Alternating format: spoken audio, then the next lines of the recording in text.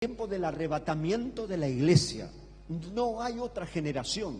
El tiempo se termina, el fin se acerca, el tiempo se acaba. Por eso, hermano, usted y yo, abracémonos con Cristo. No dejemos que nada nos enfríe. No estés enojado, no estés rezongando. Olvídate de la economía, de todo lo que está viviendo, porque esto no va a mejorar. Vienen tiempos difíciles para el mundo entero. Cuando alguien te dice, viene, lo mejor está por venir, cuidado. Vienen tiempos difíciles. Amén.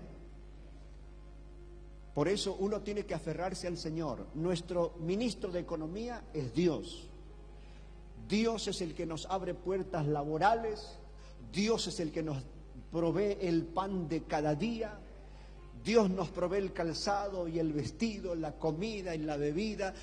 Todo nos provee Dios. Dice allá en Filipenses 4:19, mi Dios pues suplirá todo lo que os falte, conforme a sus riquezas gloriosas en Cristo Jesús, Señor nuestro. Amén. Usted fíjese lo que dijo Pablo. Pablo los desafió a los filipenses. No sé ustedes, le digo, pero mi Dios es el Dios que suple. Por eso tiene que saber quién es su Dios, cómo se llama su Dios, dónde vive su Dios, cómo hace para hablar con Él. Si se le habla, Él le contesta. Porque hay algunos que tienen un Dios mudo, sordo, paralítico, y que hay que llevarlo en andas. Sí, hermano, ese es el mundo. Pero nosotros tenemos un Dios vivo, un Dios que está atento al clamor de sus hijos, está atento a tu oración, está atento a tu gemido, a tu súplica, a tus ruegos. El Señor está atento y inclina su oído hacia ti. Eso significa que te dedica tiempo el Señor. Dice la palabra del Señor así: ábreme, hermosa mía. Le está diciendo a la iglesia. Hermosa mía, le dice el Señor a la iglesia. Le dice, amiga mía, paloma mía. Y dice, perfecta mía, porque mi cabeza está llena del rocío, mis cabellos de las gotas de la noche. Me he desnudado de mi ropa. ¿Cómo me he de vestir? He lavado mis pies. ¿Cómo los he de ensuciar? Usted sabe, hermano, que cuando nosotros vinimos al Señor, yo me pongo de ejemplo, cuando yo vine al Señor estaba sucio, una vida de pecado, estaban sobre mí las manchas de la tinta negra del pecado, y no había nada que me pudiera limpiar de mi vida pecaminosa. Amén. Pero cuando yo me arrepentí, escuché la palabra del Señor, el Señor me perdonó, me limpió, me purificó, me santificó, me justificó y aún me glorificó. Y ahora soy un hijo de Dios. Porque San Juan 1 dice, mas a todos los que le recibieron, a los que creen en su nombre, Dios les ha dado potestad, poder, autoridad de ser llamados o hechos hijos de Dios. Amén. ¿Cuántos son hijos? Sí, porque el mundo dice, yo soy hijo de Dios, pero andan drogándose, emborrachándose, golpean a su mujer, son de mal carácter, hablan blasfemias y un montón, pero soy un hijo de Dios. Hijos del diablo son. Jesús predicó livianito, lindo, y les dijo a los fariseos, ustedes son hijos del diablo y la voluntad de su padre quieren hacer. Sí, no crea que Jesús predicó livianito. El Señor, ¿sabe cuál fue el primer mensaje de Jesús? Marcos dice, arrepentíos y creed en el Evangelio. Eso dijo Jesús cuando empezó su ministerio. Amén, o sea que predicó el arrepentimiento también. Y Jesús habló más del infierno en la Biblia que del cielo. ¿Sabías eso? Porque Jesús estaba previniendo a la gente y le estaba hablando que había un lugar de tormento. Había un lugar donde el hombre se condenaba a sí mismo por no aceptar a Jesucristo. Bendito sea Dios que nosotros pudimos ser tocados y doblegados por el Espíritu Santo y nos convenció de nuestra condición pecaminosa y nos pudimos arrepentir y lo aceptamos al Señor como Salvador y Señor de nuestras vidas. Dice la palabra, ¿cuánto me falta?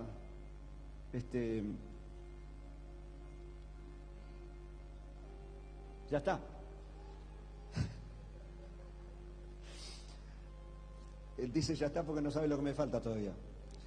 Dice la palabra del Señor: me he desnudado de mi ropa, ¿cómo me he de vestir? ¿Sabéis que nuestras vestiduras cuando venimos a Jesús estaban manchadas por la tinta negra del pecado?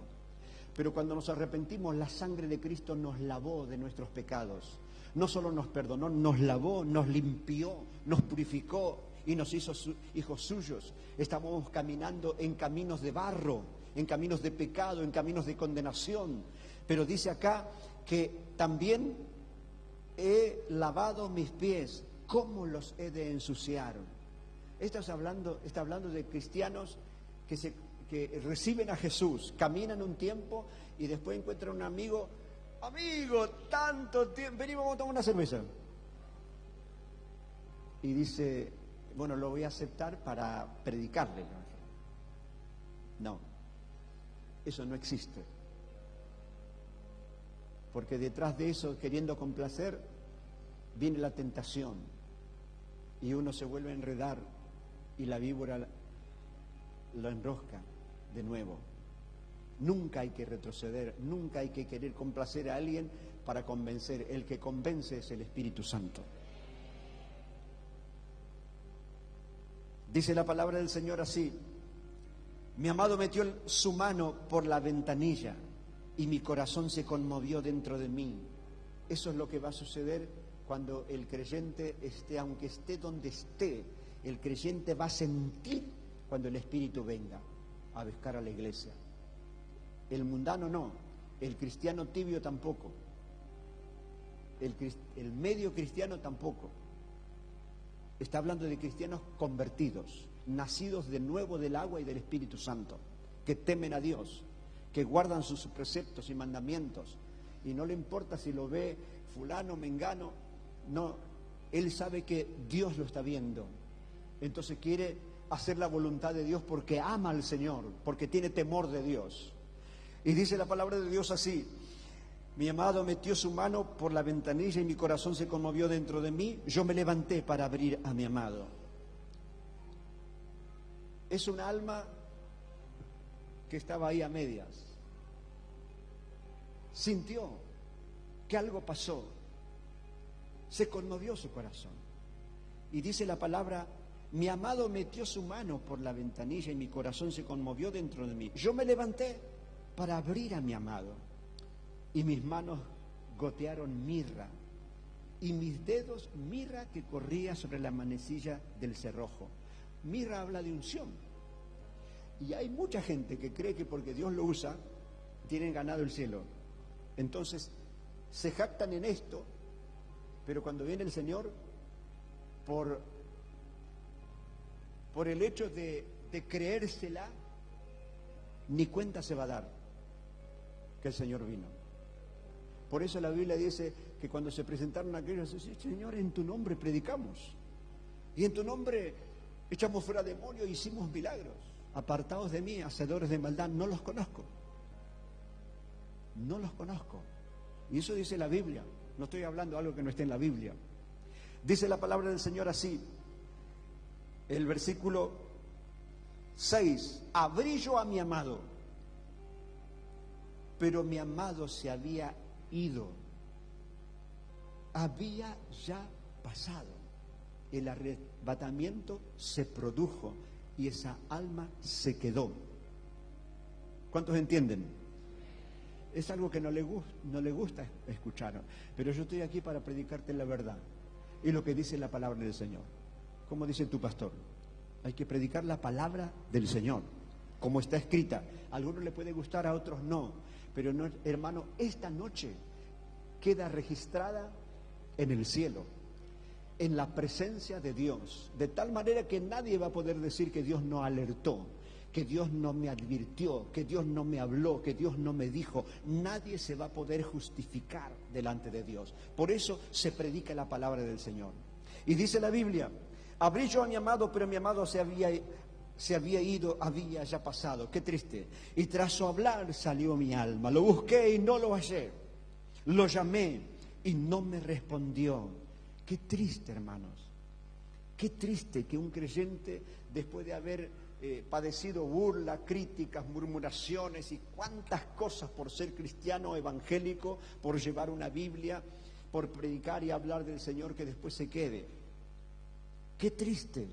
Eso va a ser algo tremendo, algo muy doloroso. Mire lo que dice: me hallaron los guardas que rondan la ciudad, me golpearon, me hirieron, me quitaron mi manto de encima, los guardas de los muros.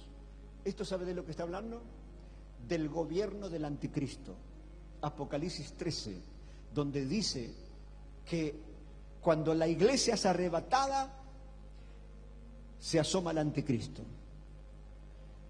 y va rumbo a Jerusalén, a sentarse en el trono del nuevo templo que ahora lo están empezando a construir.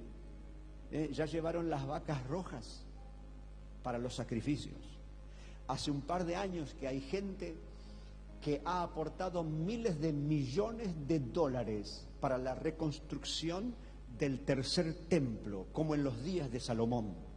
Eso está a punto de acontecer, y cuando nosotros vemos estas cosas que están ocurriendo, los terremotos, yo ahora en México hubo 2 terremotos, en Tailandia, en distintos lugares, la tierra está temblando, porque lo dice Isaías capítulo 24, que la tierra en los últimos tiempos va a temblar como un borracho.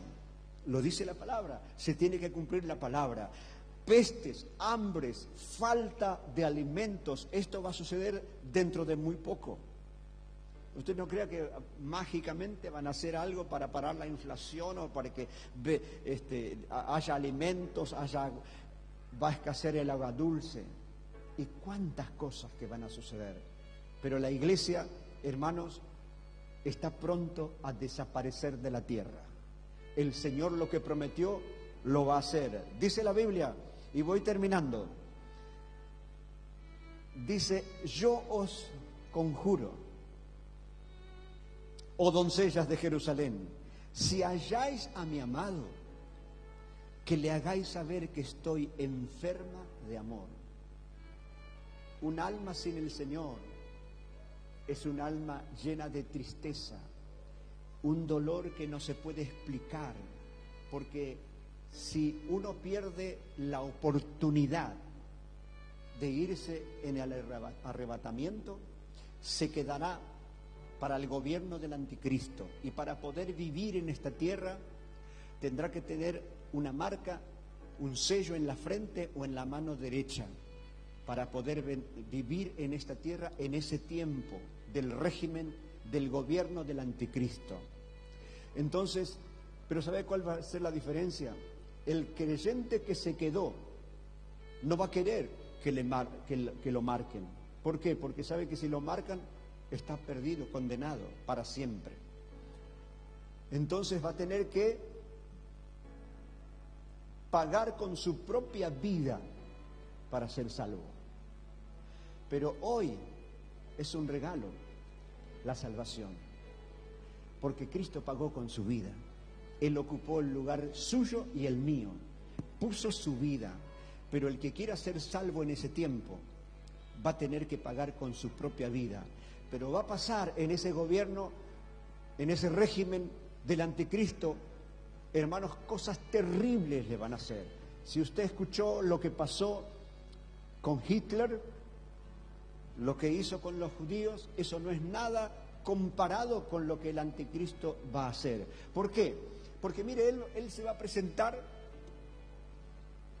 como el hombre más bueno, inteligente como nadie, sabio como nadie, de tal manera que lo que va a hacer es que se estabilice la economía mundial. Para esto va a crear una única moneda para todo el mundo. O sea que no puede haber inflación, no puede haber un montón de cosas porque el kilo de pan en Japón, en Argentina, en China, en Estados Unidos va a valer lo mismo. Entonces no va a haber inflación, no va a haber hambre, va a haber estabilidad económica a nivel mundial, no va a haber guerras y todo lo que hoy vemos no va a existir porque Él va a ser de tal manera que el mundo crea que Él es Dios, porque se fue a sentar a Jerusalén haciéndose pasar por Dios y haciendo que los judíos pacten con Él, y será la equivocación y el error más grande de toda la historia del pueblo de Israel.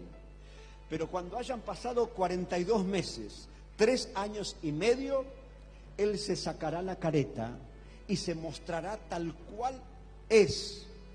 Y lo mostrarán a través de las redes sociales, canales de televisión, todo se mostrará quién es. Porque los judíos, al haber pactado con ellos, al haberse equivocado, dice que van a decir, bueno, ahora sí, paz y seguridad, profetiza Pablo, y dice, vendrá destrucción repentina de la cual no podrán escapar. Se sacará la careta a los 3 años y medio. Y entonces, ¿qué pasa de ahí en adelante? Comienza la gran tribulación. La tribulación comienza los 3 años y medio. Pero cuando el anticristo se manifiesta tal cual es, comienza la gran tribulación, la persecución como nunca antes. Y si no acortara aquellos días, dijo Jesús, ninguna carne sería salva. Se avecina ese tiempo, pero eso es lo que va a pasar los que están viviendo en ese tiempo. Yo ya no estoy acá. ¿Cuántos no van a estar acá? Sí, el creyente ya se fue, el creyente ya está allá arriba con el Señor.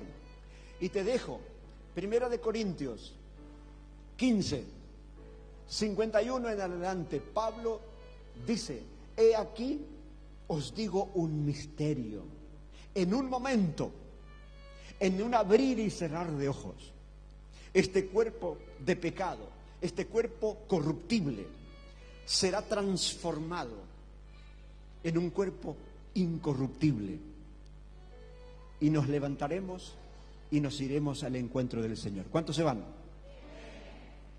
1 Tesalonicenses 4, versículo 4, 13 en adelante. Allá dice, hermanos, tampoco queremos que ignoréis acerca de los que duermen. ¿Quiénes son los que duermen? Los creyentes. Solamente los creyentes duermen. Por eso dice que el Señor vendrá a despertarlos. Amén. Entonces dice, no quiero que se entristezcan como el mundo, que no tiene fe ni esperanza. El que se muere allá en el mundo no tiene ni Dios ni fe ni esperanza. Por eso el ateo mismo dice, te morís y se termina todo. La muerte es un salto al vacío. Para él será eso. Pero para nosotros estamos más vivos que nunca porque hemos pasado del plano de este cuerpo de carne y hueso al plano espiritual. Estamos más vivos que nunca. Amén. Y la Biblia dice que en aquellos días el mismo Señor Jesucristo, con voz de mando, con voz de arcángel y con trompeta de Dios, descenderá del cielo y los muertos en Cristo resucitarán primero. Así que tu familiar que aceptó a Cristo y que ya se fue, está esperando como María, como Pablo, como Pedro, como David, como todos los que pasaron la generación, están esperando oír la voz del Hijo de Dios y van a resucitar. ¿Cuántos creen en la resurrección realmente? Porque sabéis que el día que Jesús fue crucificado y muere, dice que se oscureció el cielo, dice que hubo un terremoto, dice que las rocas se partieron y dice que los sepulcros se abrieron y los santos que habían muerto, dice que se empezaron a levantar y fueron y caminaron por la ciudad. Sí, pero este no había muerto. Este no estaba muerto desde hace un par de años y algunos se asustaban y se morían del susto también, ¿no? Pero hermanos, ya ocurrió eso y va a ocurrir esto La gente va a ver en los cementerios y en los lugares donde están los muertos, sobre todo de los cristianos, cómo se abren los sepulcros y no van a entender nada. Pero nosotros sabemos que la palabra de Dios dice que el Señor lo dijo, hermano, y cuando el Señor empiece a descender desde el cielo y se escuche la voz de mando, una voz a un nivel espiritual que no lo va a oír nadie. Es como el adiestrador de los perros. El adiestrador del perro se hace sonar el silbato y solamente ese perro que fue adiestrado por él escucha, no escuchan otros. Bueno, en ese tiempo solamente los que murieron, dice, los muertos en Cristo resucitarán primeros. ¿Por qué?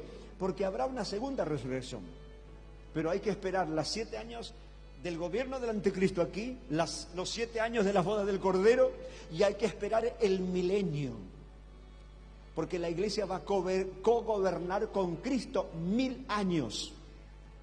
¿Cuántos creen esto? Sí, hay que esperar todo ese lapso de tiempo en el nombre de Jesús. Ponete de pie en el nombre de Jesús.